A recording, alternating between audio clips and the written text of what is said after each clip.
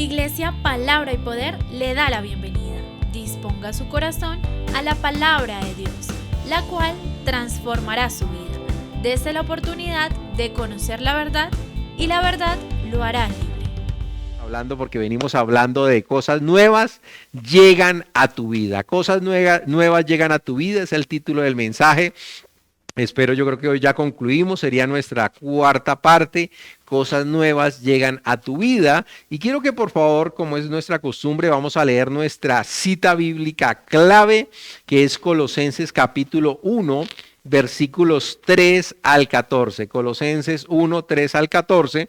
Y vuelvo y les recuerdo, por favor, es que a veces uno se da cuenta de las visitas que tienen esas publicaciones. Usted encuentra en nuestro canal de Facebook, allí donde está conectado, la parte de las enseñanzas de oración, todas las que hacemos a las 5:30, estamos enseñando esta oración de Colosenses de manera pormenorizada, detallada. Ya llevamos bastante tiempo hablando simplemente unos cuantos versículos y usted necesita darse cuenta que usted debe caminar o ser lleno mejor del conocimiento, ¿sí? de Dios en todas esas sabiduría e inteligencia espiritual. Así que vamos a leer esta cita bíblica, pero siempre recordándole que hay un muy buen material de crecimiento espiritual allí en la red social.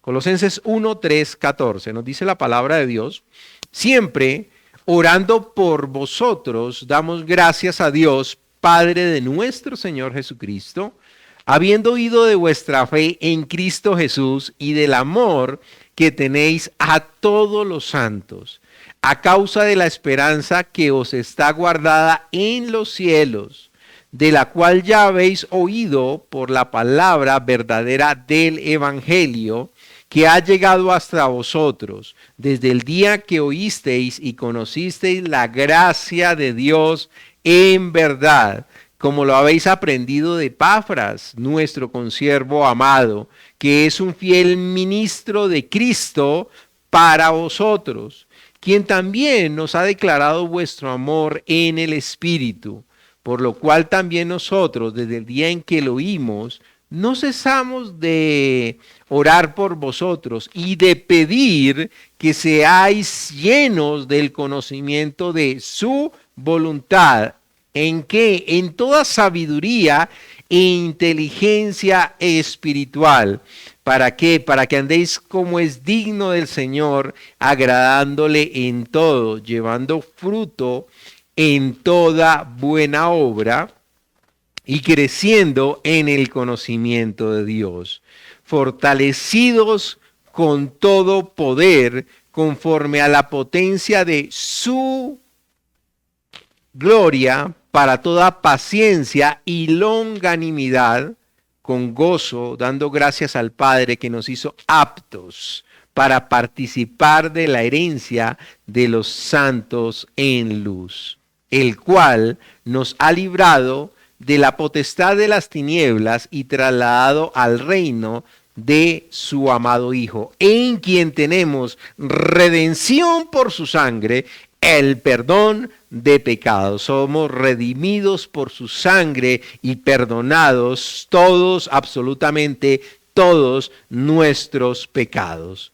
Entonces tengamos en cuenta que realmente el hecho de haber obtenido redención es un nivel de victoria en nuestras vidas. Nosotros pasamos a tener un nuevo amo, un nuevo dueño, un nuevo Señor. Ya dejamos de estar bajo las obras de las tinieblas, ahora estamos bajo Dios, y bajo Dios caminamos en su poder, y es ese poder del Espíritu Santo, que bendito sea el Señor, es glorioso, majestuoso, poderoso, no solo en la información, sino en el conocimiento de esa sabiduría, de esa inteligencia espiritual, porque necesitamos sabiduría, ver las cosas como Dios las ve y poder ejecutarlas o llevarlas a cabo, que es esa inteligencia espiritual, ¿sí? Y para poder caminar nuestra vida, y esa vida la caminamos en el poder de Dios, ¿sí? Porque fuimos trasladados de esa potestad, de esa autoridad, de ese dominio de las obras de las tinieblas,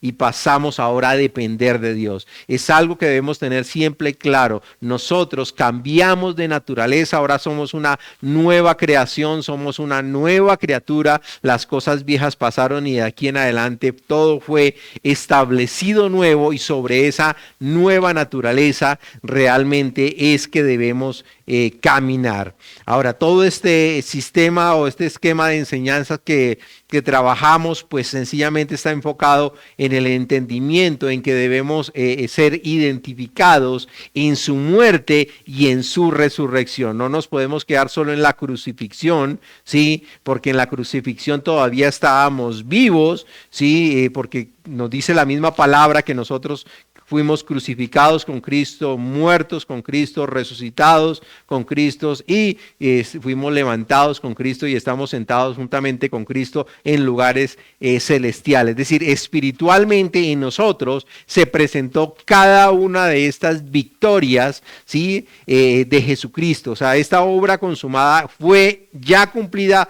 por Cristo en su totalidad. En el caso de nosotros fue cumplida a nivel espiritual. Por eso fuimos crucificados con Cristo, y entonces comenzamos a irnos viendo a nosotros mismos en cada una de estas etapas, crucificados. Si quieres aprender un poquito de esto, pues escuche las 3 enseñanzas anteriores y esto lo va a reafirmar, que allí es donde la gente se le comienza a levantar el yo, comienza a tener preeminencia, a buscar sus derechos, etcétera, etcétera. Eso significa que apenas si es nacido de nuevo, a duras penas logró estar crucificado, pero el cambio comienza a generarse en nosotros cuando comenzamos a tener identificación en su muerte y en su resurrección. Allí es donde está la victoria, porque Dios estableció de nosotros esa nueva humanidad, esta nueva raza, y como tal debemos comenzar nosotros mismos a vernos. Entonces, algo que sé que generó polémica fue la expresión de que nosotros al morir, ¿sí? O la muerte básicamente es el fin de toda relación, pero no tiene que ver con el fin de la existencia, porque nuestra existencia es totalmente eterna, porque por eso nos fue dado vida eterna a cada uno de nosotros. Amén. Entonces, técnicamente le estaba haciendo el resumen global de todo lo que hemos visto, que por cierto es muy bueno y es maravilloso, y lo invito a que por favor lo escuche. ¿Ok? Ahora, quiero que vaya conmigo por favor a la escritura, a Colosenses capítulo 3, versículo 3. Colosenses 3:3, que fue de las últimas cosas que alcanzamos a ver ahora 8 días. Listo, Colosenses capítulo 3, versículo 3. Pero voy a buscarlo aquí desde mi Biblia, ¿sí? Colosenses 3. Aleluya. Buscamos. Pero miremos desde el 1. Si quiere, miremos desde el 1. ¿Ok? Para que mire un poquito el contexto. Dice la palabra de Dios: si pues habéis resucitado con Cristo, ¿listo? Ahora la pregunta, ¿usted ha resucitado con Cristo? ¿Usted ha resucitado con Cristo? O la pregunta sería, ¿qué tan resucitado se siente usted? Algunos dirán, bueno, pastora, la verdad es que a duras penas me siento despierto ahorita. Estoy como medio, porque me acosté tan tarde que estoy apenas medio despierto. No, pero la Biblia nos dice, si pues habéis resucitado con Cristo, dice, buscad las cosas de arriba, donde está Cristo, sentado a la diestra de Dios. Poned, versículo 2, la mira en las cosas de arriba, no en las de la tierra. Ahí sí viene la parte del versículo que quiero mostrarles. Porque habéis muerto y vuestra vida está escondida con Cristo en Dios. Cuando Cristo vuestra vida se manifieste, entonces vosotros también seréis manifestados con Él en gloria.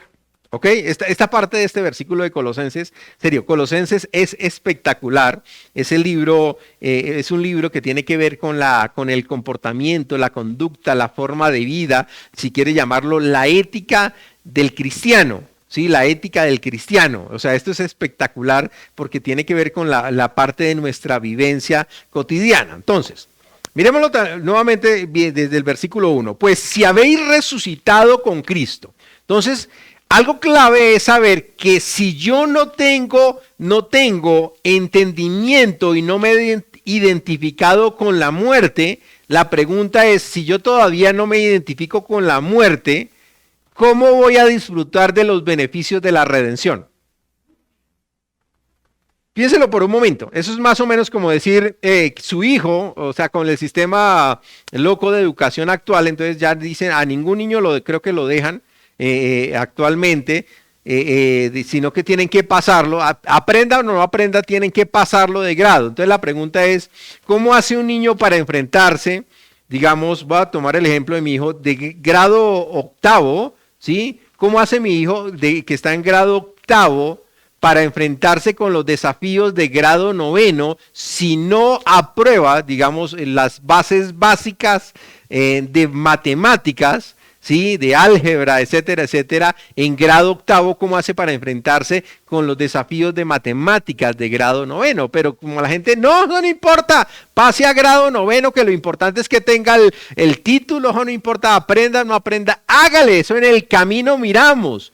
No, hermano, porque cuando se enfrente con grado noveno y no tiene las bases que se vieron o que se ven en grado octavo, va a tener muchos líos y muchas dificultades y por tanto muchas de las cosas que le van a hablar parecen una locura. No sé si a usted le ha pasado, ¿sí? No sé si a usted le ha pasado circunstancias similares, el mismo ejemplo, diferente ejemplo, que usted trata de afrontar algo, ¿sí? Llevémoslo al plano de las mujeres.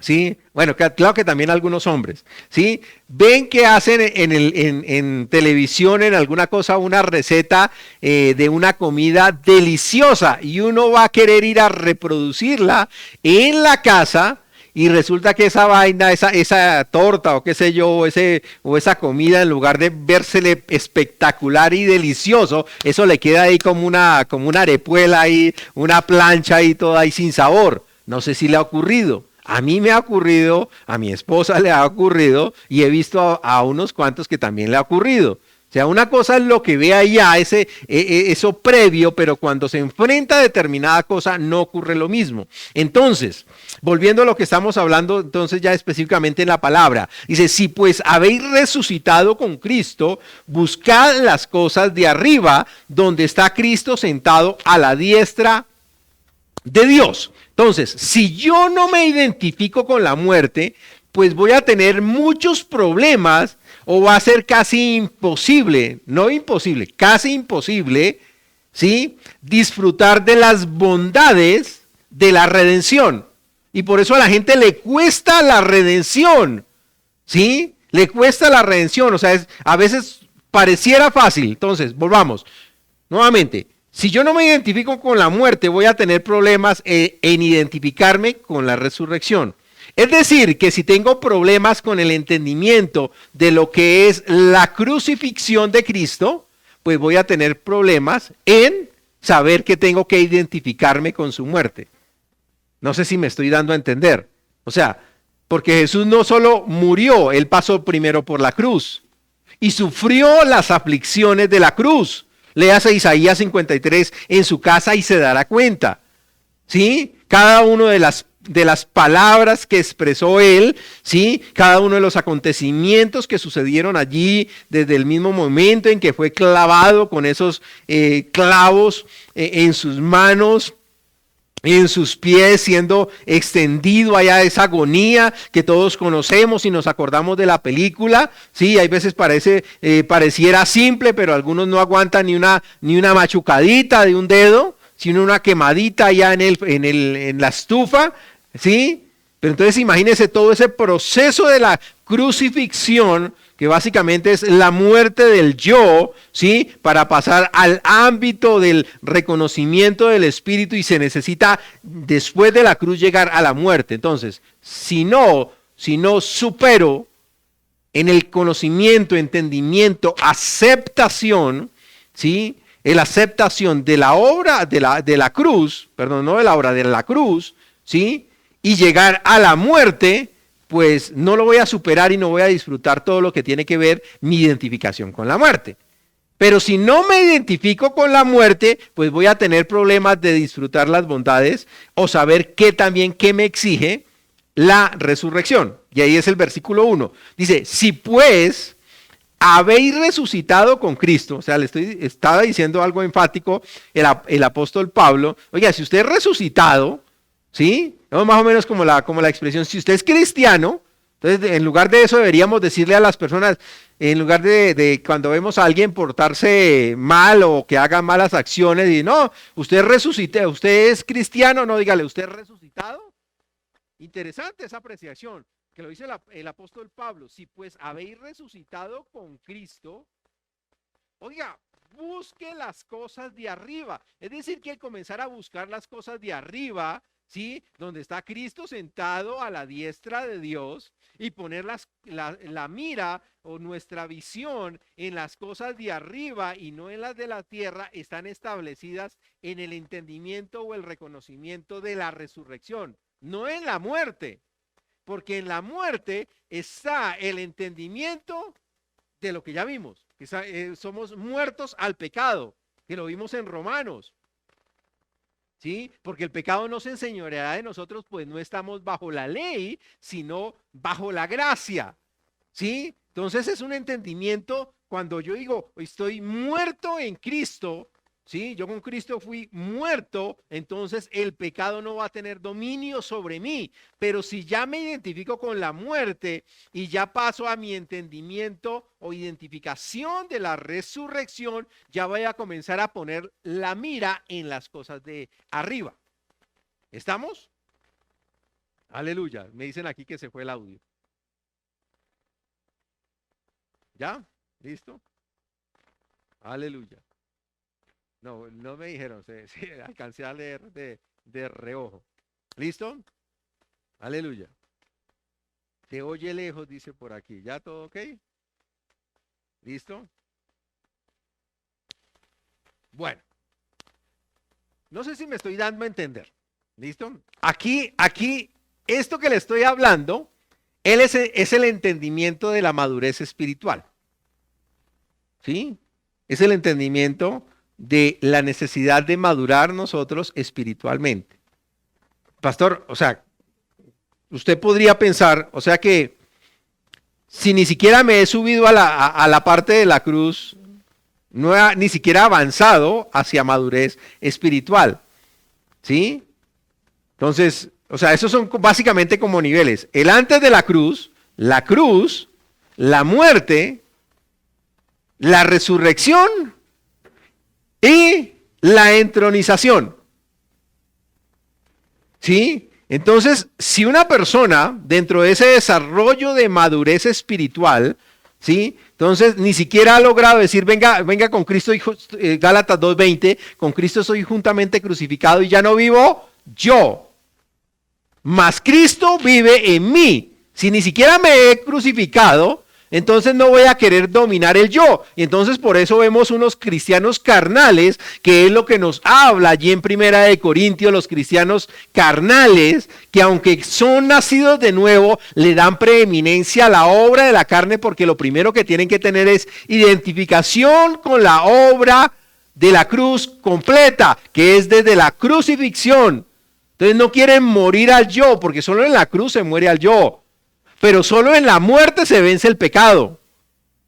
Solo en la resurrección se comienza a mirar en las cosas de arriba y a buscar, ¿sí? Y a buscar las cosas de arriba. No sé, aquí me gustaría tenerlos aquí para que dijeran amén o verle la cara de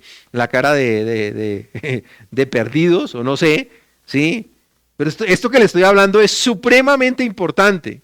¿Sí? Porque mire cómo lo dice el apóstol Pablo ahí en el versículo 3, que era el versículo donde le quería hacer el énfasis. ¿Sí? Colosenses 3:3 me dice, porque habéis muerto. Mire el punto donde lo emite el apóstol Pablo. O sea, él da por sentado cuando habla de la resurrección en el versículo 1, dice, si pues habéis resucitado. o habéis tenido identificación con la resurrección, pues mire las cosas de arriba, busque las cosas de arriba. Pero en el versículo 3 me habla aquí que ella daba por sentado que ellos ya estaban muertos. Ahora estaba hablando de esa muerte bajo la identificación de la obra de la cruz. Pues ya habéis muerto y vuestra vida está escondida con Cristo en Dios. O sea, no es simple perdón de pecados. Quiero que me entienda esto. No es simplemente perdón de pecados, sino que hemos sido retirados del lugar del pecado y de la muerte. Nosotros estamos en una condición de vida, donde escondida con Cristo en Dios. O sea, si yo ya tengo la identificación, o ya sé que espiritualmente yo ya pasé por muerte, ¿sí? Por muerte, y ahora yo soy no solo muerto espiritualmente, sino que fui resucitado, ¿sí? Yo estoy en un nuevo lugar, ¿sí? Donde ya no tiene poder sobre nosotros ni el pecado ni la muerte espiritual eterna. O sea, esto es maravilloso. Yo no sé si me estoy dando a entender, pero esto es fuera de borda, mi hermano. ¿Sí? Por eso la clave del entendimiento de la obra de la cruz tiene que dividirse. O sea, tiene que hacerse un entendimiento de las etapas o partes de la obra de la cruz, la crucifixión. Pero recuerde que también había un proceso previo, el antes de la cruz. ¿Sí? El antes de la cruz, la muerte, la resurrección y la entronización. Y entonces, si yo tengo claro o estoy identificado, o al menos estoy caminando en parte de mi entendimiento de que ya he muerto. Por eso el apóstol Pablo podía decir con toda sinceridad, porque él sabía que él ya había muerto. Él ya sabía que su vida estaba escondida con Cristo en Dios. Entonces ya él podía decir tranquilamente, para mí el morir es una ganancia. O sea, él ya veía la muerte natural. Decía, oiga, si yo me muero en la parte física, para mí el morir es ganancia. Porque partir con el Señor es muchísimo mejor, porque ya mi vida está escondida con Cristo en Dios. Yo ya he tenido identificación con la resurrección. Yo ya pongo las cosas, mi mirada o busco las cosas de arriba. ¿Sí? Yo ya pongo mi mira o miro en las cosas de arriba. Las cosas espirituales para mí ya son muchísimo mejor. O sea, esto es bien interesante. La pregunta es, ¿en cuál de esas partes de la obra de la cruz está usted? O sea, ¿usted todavía está sufriendo con la relación con sus hermanos? Mire, es más, todavía algunos están sufriendo si me debo congregar o no. La pregunta a alguien que todavía sufre con congregarse o no congregarse, así sea online, hermano. Así sea online, aquí nuestra congregación más o menos de 120 personas. Y uno ve la cantidad de gente que se conecta y esta gente al menos se logra identificar con algo de la obra de la cruz. ¿Estamos? Esto es bien interesante. Y entonces por eso vemos la religión, ¿por qué toma tanto auge? Porque la religión no le quiere enseñar esto, le quiere enseñar que usted tiene que depender ahí del pastor que le tiene que decir qué hacer y qué no hacer. No funciona así. Y entonces vemos a muchos buenos nacidos de nuevo, bebés en Cristo, ¿sí? Tratando de demostrar que la palabra de Dios es verdad por su forma de vida. Mire, yo ya me estoy portando más juicioso. Pastor, yo ya me porto más juicioso, yo ya no tomo, yo ya no fumo. Yo ya llego a mi casa. No, hermano, perdón. Hay cosas que usted hace dentro de su desarrollo de vida natural. Y esto creo que lo hablaba el viernes, o bueno, hay veces se le cruzan a uno los cables, pero eso es más o menos como decir el esposo, mi amor, yo ya estoy trayendo el dinero a la casa, yo ya te amo más. No, si usted se casó, entiende que sus finanzas son para la casa. Que si usted tiene que escoger entre ir a visitar a unos amigos o sacar a sus niños al parque, pues usted escoge primero a sus hijos. Así le guste o no, lo que le estoy diciendo es problema suyo, pero es la verdad.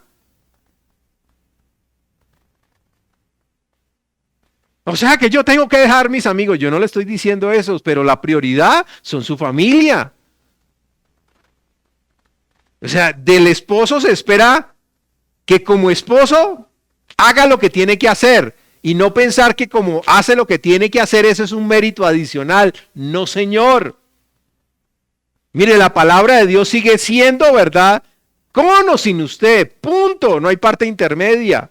Y por eso usted necesita oír la palabra porque el justo por su fe vivirá. El justo por su fe vivirá. Por eso ya en Juan 17, si quiere vaya conmigo allá, esto es espectacular. Esto, o sea, es la oración por excelencia de Jesús antes de partir. Ojalá tenga la oportunidad de leerla en su casa, serio que es, yo la leo permanentemente, ¿sí? Allá en Juan 17, léasela toda si quiere, pero vaya conmigo solo a Juan 17. Juan 17. Nos dice, santifícalos en tu verdad. Santifícalos en tu verdad. El religioso le va a decir, pórtese juicioso.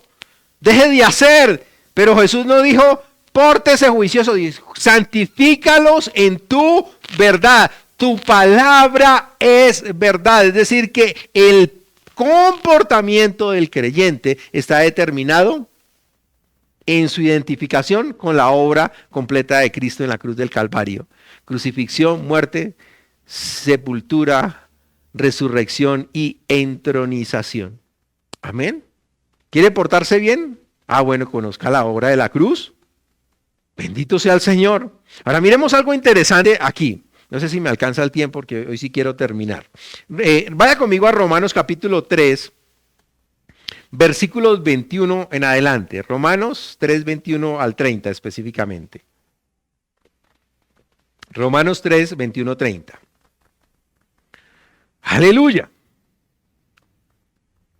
Dice la palabra, pero ahora, aparte de la ley, se ha manifestado la justicia de Dios, testificada por la ley y los profetas. ¿Ok? Llámelo el Antiguo Testamento. ¿Ok? Yo creo que aquí ya les había explicado. Bueno, no voy a decirlo. De pronto alguno no lo ha escuchado.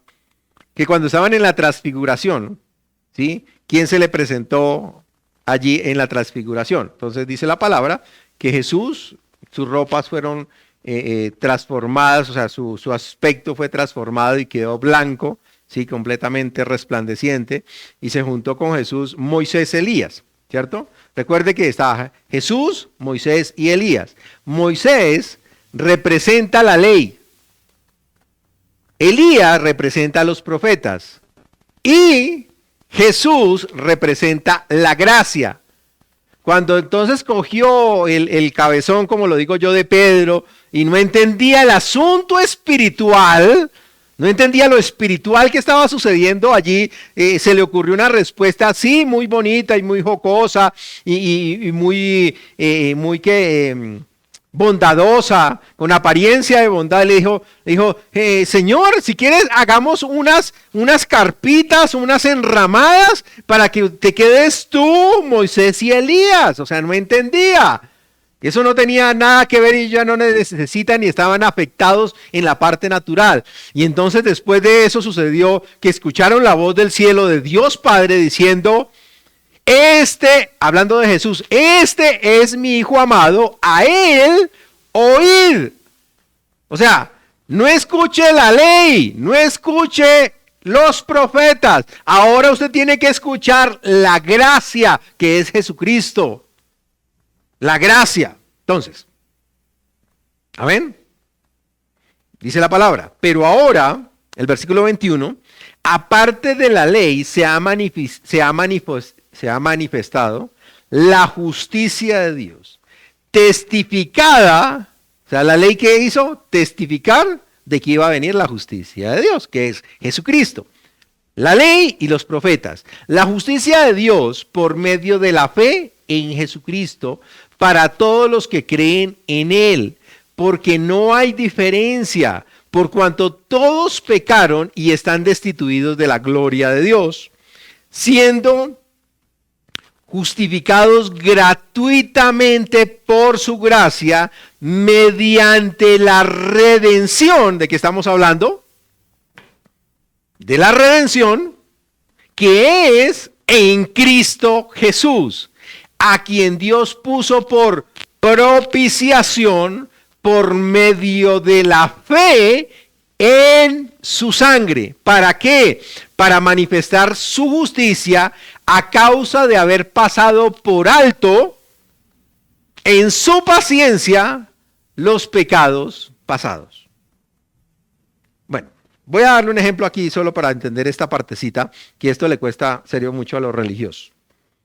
No sé si alguna vez usted se ha pasado o se ha, dice uno, se ha comido o se ha pasado por alto una señal de tránsito habiendo cerca una autoridad de tránsito.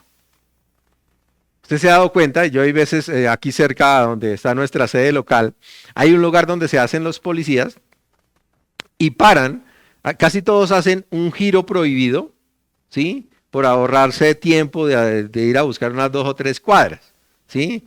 Que hacer el giro normal. Entonces hacen un giro prohibido, ¿sí? Y los policías se ubican ahí y entonces paran a casi todos los que van cometiendo la infracción. Pero me he dado cuenta que paran algunos, ¿sí?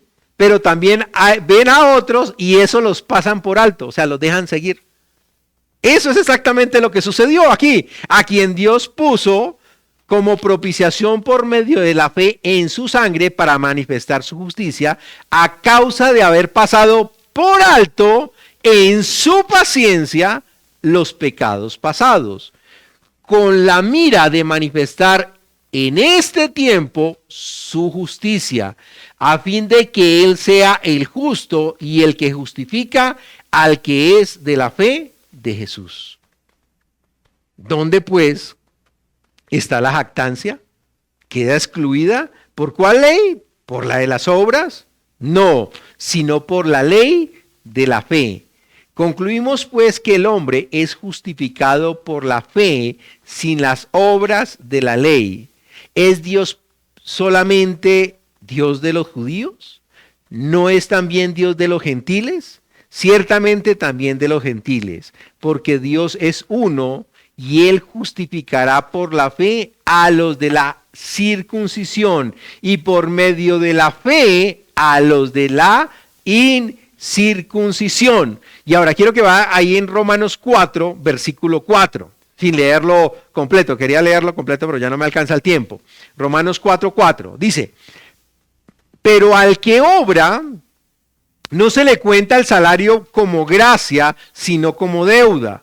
Mas al que no obra, sino que cree en aquel que justifica al impío, su fe le es contada por justicia.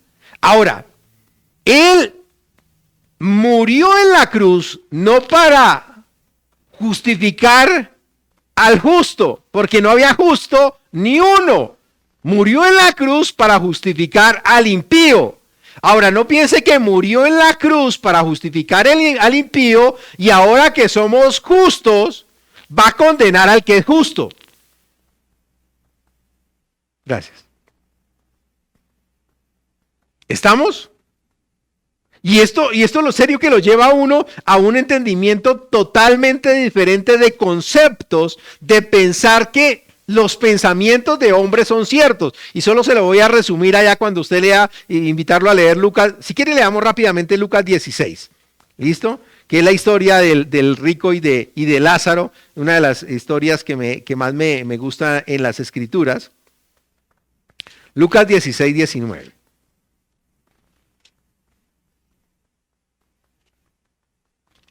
¿Listo? Nos dice la palabra de Dios. La voy a leer rápidamente. Usted es buen lector y usted conoce la historia seguramente. Dice la palabra, había un hombre rico que se vestía de púrpura y de lino fino y hacía cada día banquete con esplendidez. Había también un mendigo llamado Lázaro que estaba echado a la puerta de aquel lleno de llagas y ansiaba saciarse de las migajas que caían de la mesa del rico, y aún los perros venían y le lamían las llagas. Aconteció que murió el mendigo. Póngale mucha atención.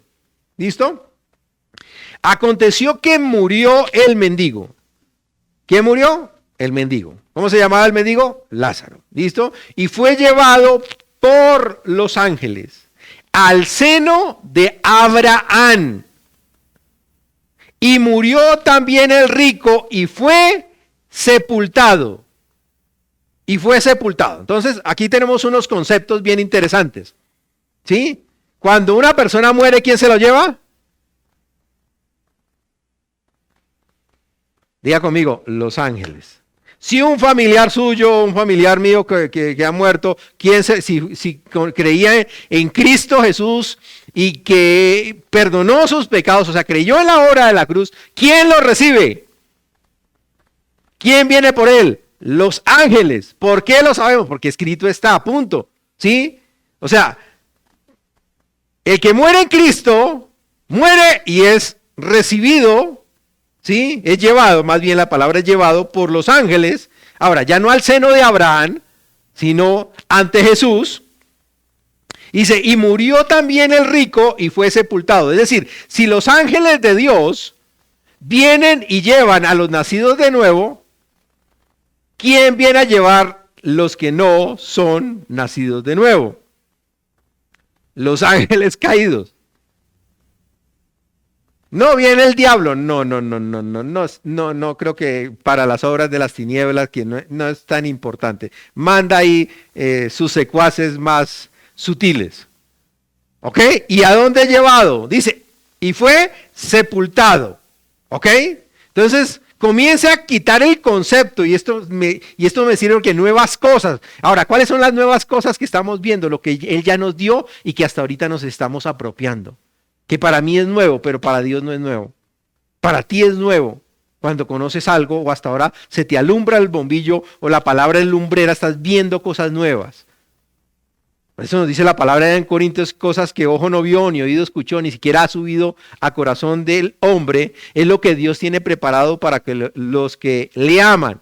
Pero dice, continúa la escritura allí, dice, pero el Espíritu Santo se lo reveló, es decir, ya está en nosotros, simplemente vamos a comenzar a tener entendimiento de otras cosas, ¿sí? Y entonces, el rico, ¿qué sucedió con el rico? Fue sepultado, dice el versículo 23, y en el Hades alzó sus ojos estando en tormento y vio de lejos a Abraham y a Lázaro en el seno de Abraham. Ahora, algunos dirán, ¿el seno de Abraham? O sea que Abraham tenía senos como las mujeres. No, es un lugar. ¿Listo? Esto es otra explicación. ¿Listo? Simplemente, antes de Cristo, había un lugar donde todos los que morían, creyendo en Cristo, iban al seno de Abraham.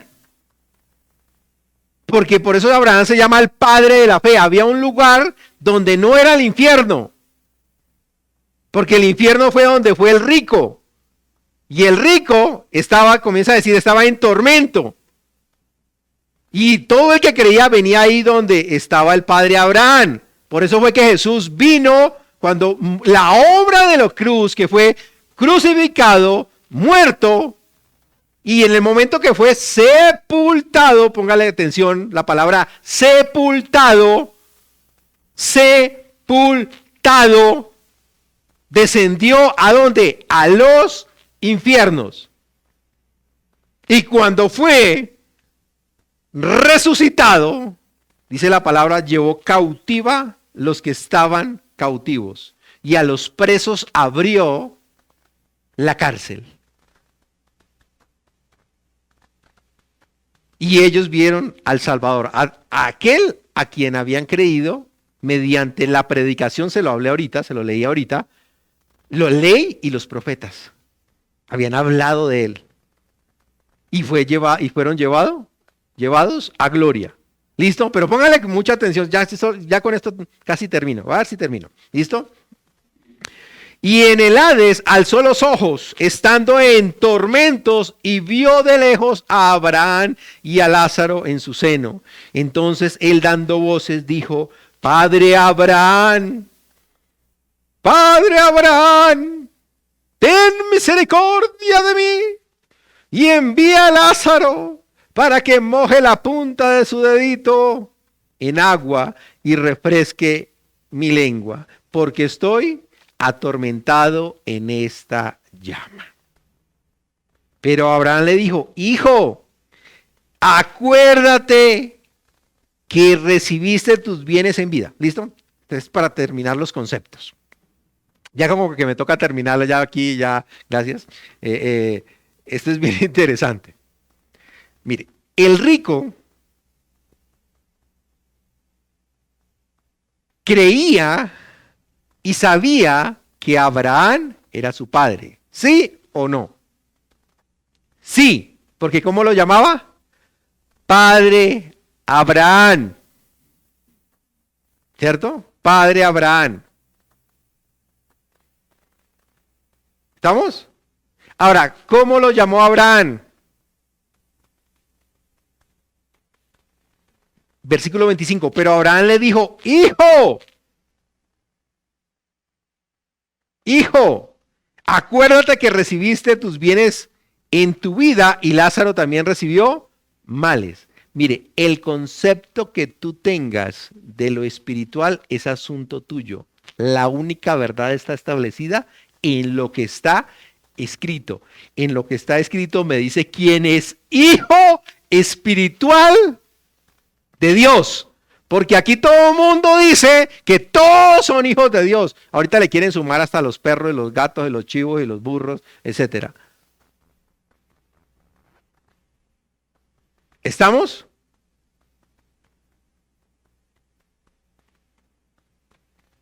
El rico creía que Abraham era su padre, pero eso no le dio salvación.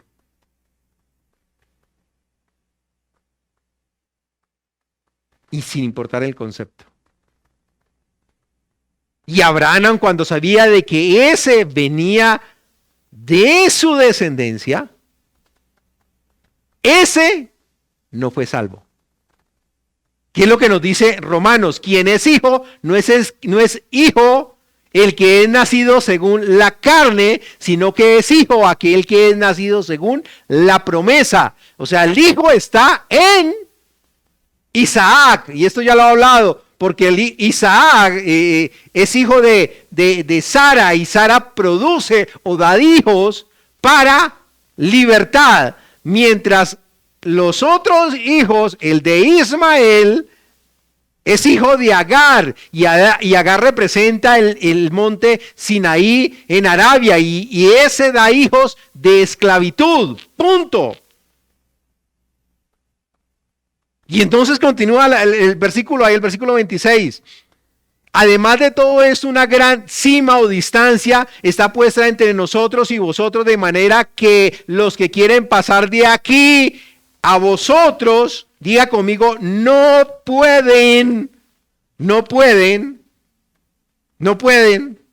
punto, ni de allá para acá. Entonces le dijo: te ruego, Padre, que le envíes a la casa de mi padre, porque tengo 5 hermanos, para que les testifique, a fin de que no vengan ellos también a este lugar de tormento. Mire, el rico mencionó 4 veces las bondades del infierno. 4 veces mencionó la palabra tormento. O sea, le dio el valor a una gota de agua. Con eso le quiero decir todo. Y Abraham le dijo: a Moisés y a los profetas tenéis, óiganlos. Y él entonces le dijo: no, padre Abraham, pero si alguno fuere a ellos de entre los muertos, se arrepentirán. Mas Abraham le dijo: si no oyen a Moisés y a los profetas, tampoco se persuadirán, aunque alguno se levante de entre los muertos. ¿Y quién fue el primero levantado de entre los muertos? ¿Estamos? Pastor, ¿qué con todo esto? Mire, cosas nuevas van a comenzar a ser alumbradas en tu vida. Si quieres disfrutar más de nuestro contenido audiovisual, suscríbete a nuestro canal de YouTube y sigue nuestra página en Facebook. Para contenido fotográfico, síguenos en Instagram y encuentra más predicaciones en iVoox.